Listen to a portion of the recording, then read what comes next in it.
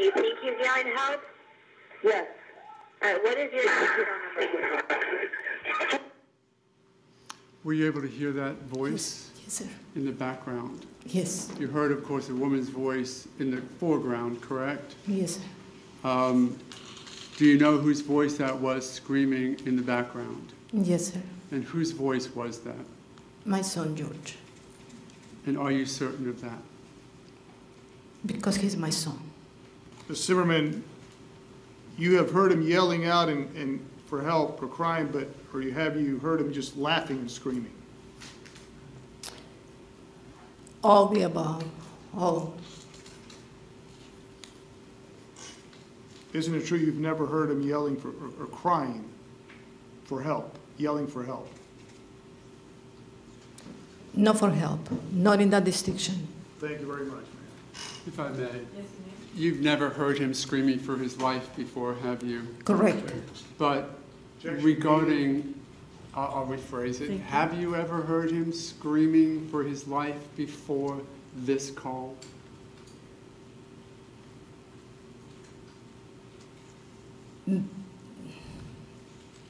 What I'm sure is that that's George's voice. Okay.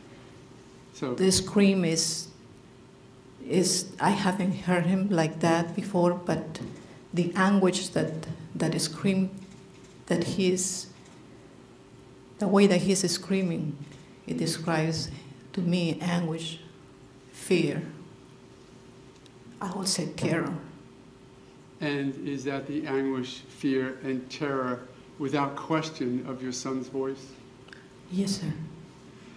You are here today because I want to ask you if you've ever had an opportunity to listen to a 911 call that had certain voices in the foreground and then a screaming voice in the background. Yes, sir, I did.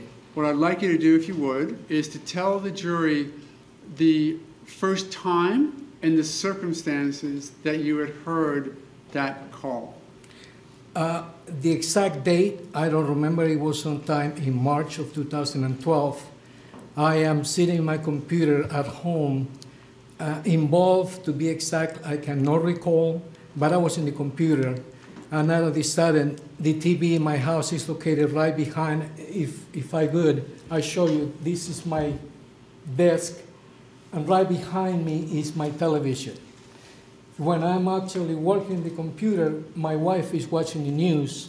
All what I did hear was the scream. A scream that it came immediately. Not only I just heard the scream, I felt the scream, like my nephew screaming for his life. It was a moment that I actually lived with me every moment that I heard the portion of that. Because it was, the feeling of saying, oh, I heard Georgie. It was George screaming for his life.